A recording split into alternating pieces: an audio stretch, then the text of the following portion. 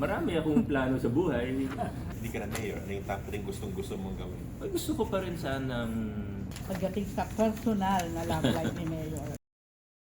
Mayor, kung step down mo here, meron ka nang magtuturo ka sa Ateneo, tama ba? di ko naman alam kung kukunin nila ako. Aba. Marami akong plano sa buhay. Hindi lang naman Personal na. hindi na rin yung pagtuturo. Pero siyempre marami din akong gusto. Hindi naman sa ganun. Pero, Step away muna from the Politics. service. Politics lang naman yung hindi ako tatakbo, di ba? So, wala akong plano tumakbo or what, kahit ibang position, parang tingin ko, hindi... Seasons naman ng buhay. So, marami akong gustong gawin din na hindi ko magawa ngayon. As mayor kasi, ang batas kasi, sabi sa batas, pag mayor ka, yan lang ang pwede mong occupation. Bawal ka magkaroon ng kahit anong ibang trabaho pag mayor ka.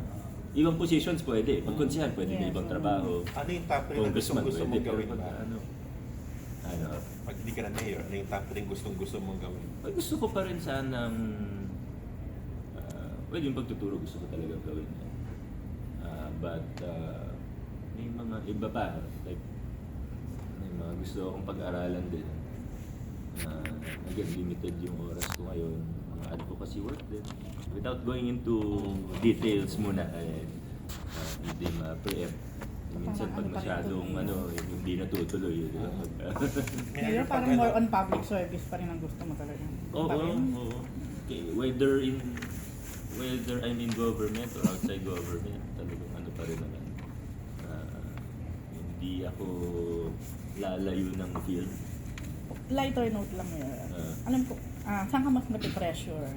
Yung ang daming clamor sa'yo to run for a higher post or or Pagkakaroon ng hindi apo. naghihintay pagdating sa personal na love life ni Mayor. Hayaan mo na yun. Basta,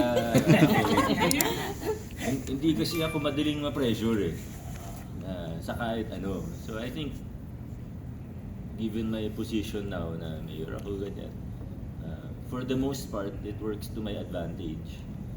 Kasi hindi ako nadadala ng, di ba? Lindel pa naman Ganyan, o expecting. kailangan may ganito, kailangan ito yung gawin. Siya Gusto maging misis. linya lang tayo, diretso lang. Hindi ako. Si Lendel do. Basta ano lang tingin ko tama, kung gusto ko. Hindi ako masyado nape-pressure sa ganyan.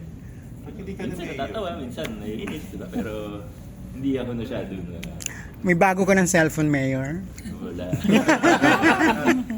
Daming hindi ka na mayor, may time Ayos ka naman na yun. for that. Pag hindi ka na mayor. Pero hindi mo binanggit yung sa gusto mong gawin.